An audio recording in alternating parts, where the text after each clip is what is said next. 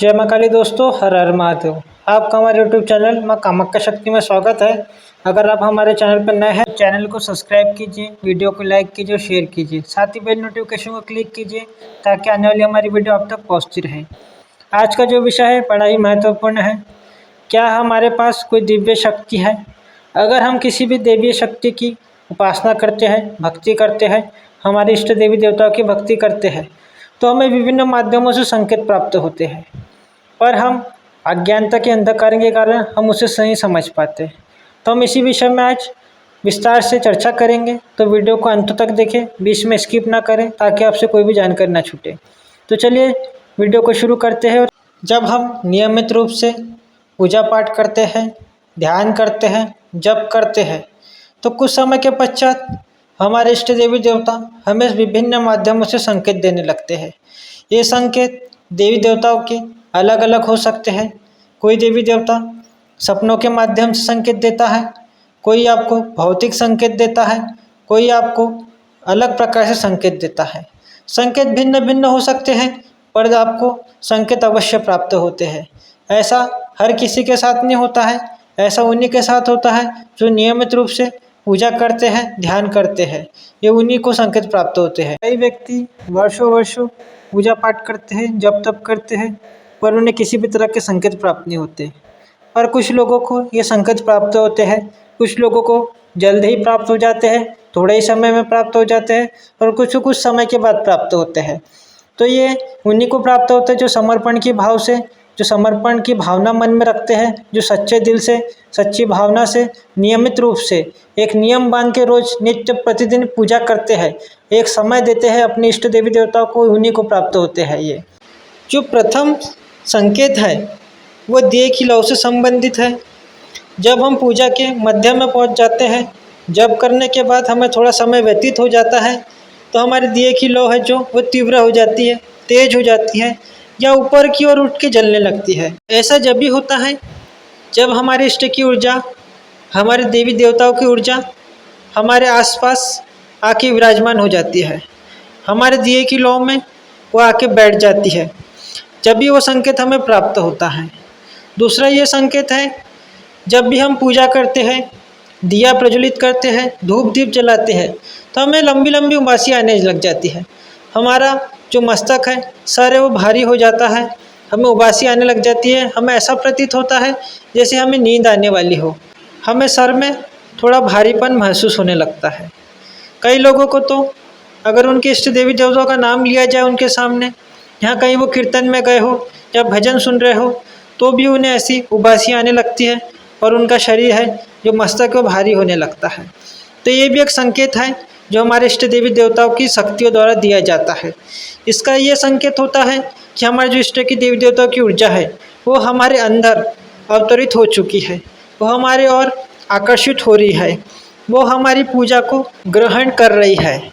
कई लोग जब पूजा में बैठते हैं, जाप में आसन पे बैठते हैं, ध्यान पे बैठते हैं, तो उन्हें बॉडी में, शरीर में, हाथ पैर में किसी तरह का कंपन होना महसूस होता है। उन्हें ऐसा लगता है किसी तरह की तरंग हमारे शरीर में दौड़ना शुरू हो चुकी है। तो ये भी संकेत जो है हमारे इष्ट देवी देवता हमें देते हैं। उनकी जो ऊर्जा है, उनका जब हम नाम जप करते हैं, मंत्र जप करते हैं, तो उनकी जो ऊर्जा है, उनकी जो शक्ति है, हमारे शरीर में प्रवाहित होने लगती है, जो विभिन्न चक्रों के माध्यम से नीचे से ऊपर की ओर उठती है और हमारे सर की ओर बढ़ती है। तो ये भी संकेत हमारे इष्ट देवी देवताओं द्वारा दिया जाता है। तो दूसरा संकेत है रोंगटे खड़े हो जाना। जब भी हम अपने इष्ट देवी देवताओं का नाम सुनते हैं, हम हमारी पूजा अर्चना करते हैं, या किसी जगह भजन चल रहे हो, किसी जगह पूजा पाठ चल रही हो, तो रोंगटे खड़े हो जाना, ये भी एक संकेत होता है। अगला जो संकेत है, पूजा के मध्य में, पूजा करते समय, ध्यान करते समय खुशबू का आना, एक अच्छी खुशबू का आना, चंदन की खुशबू का आना, इत्र की खुशबू का आना, या किसी भी प्रकार की सुगंधित खुशबू का अचानक से आ जाना, ये हमारे इष्ट देवी देवताओं द्वारा हमारे आसपास उपस्थित होने का संकेत होता है, या उनकी शक्ति का हमारे आसपास उपस्थित होने का संकेत होता है। हमारे इष्ट देवी देवताओं द्वारा यह संकेत जब भी दिया जाता है, जब हमारी पूजा के माध्यम में जब हमारे इष्ट देवी देवता खुश होकर हमारी पूजा ग्रहण करने हमारे आसपास आते हैं तो एक बड़ी ही सुंदर सी खुशबू वहाँ पे आने लगती है। तो ये उनका संकेत होता है, ये उनकी उपस्थिति का संकेत होता है। तो हमें ये उपस्थिति के संकेत को समझना चाहिए। अगला जो संकेत है हमारे शरीर में, हाथ पैरों में चींटी चढ़ना जैसा महसूस होना, हाथ पैरों में, रीढ़ की हड्डी के पास, पीठ पे हमें ऐसा महसूस होता है। जब हम पूजा करने बैठते हैं, जब हम आसन पे ध्यान करने बैठते हैं, किसी भी तरफ का जप करने बैठते हैं तो चींटी चढ़ने लगती है, और जब हम पूजा से उठते हैं तो ऐसा होना बंद हो जाता है। तो ऐसा क्यों होता है? ऐसा इसलिए होता है कि हमारे इष्ट देवी देवताओं का जो भी हम ध्यान जप कर रहे हैं, उनकी जो हमारे जो इष्ट की जो शक्ति है, जो भी हम ध्यान जप करते हैं, जब उनकी शक्ति हमारे शरीर में विभिन्न नाड़ियों के माध्यम से, चक्रों के माध्यम से आज्ञा चक्र की ओर प्रभावित होने लगती है, नीचे से ऊपर की ओर उठने लगती है, तो हमें संकेत मिलता है।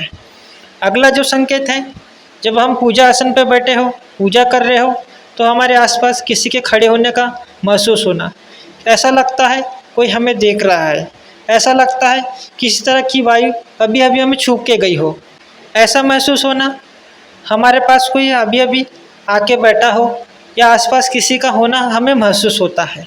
तो ये भी संकेत हमारे इष्ट देवी देवताओं के होते हैं जब वो हमारी पूजा ग्रहण करने आते हैं। जब हम उनका नियमित जप तप करते हैं तो ये हमें संकेत प्राप्त होते हैं, पर अज्ञानता के अंधकार के कारण हमें समझ नहीं पाते।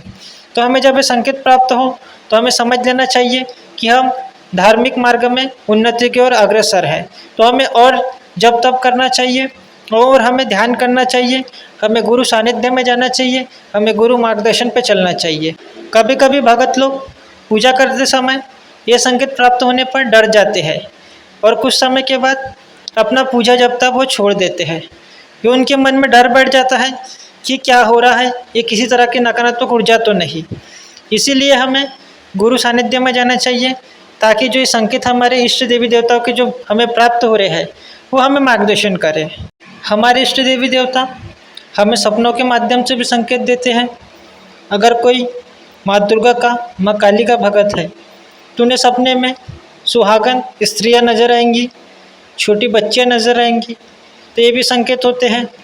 अगर कोई हनुमान जी का भगत है जो हनुमान जी की पूजा करता हो, उन्हें स्वप्न में जंगल, वानर, उनसे वानर वार्तालाप करते हुए नजर आएंगे सपने में। या अगर कोई भोलेनाथ या माँ काली का भगत है तो उन्हें साधु लोग नजर आएंगे, अघोरी बाबा लोग नजर आएंगे, या अन्य किसी प्रकार से भी संकेत आपको प्राप्त हो सकते हैं।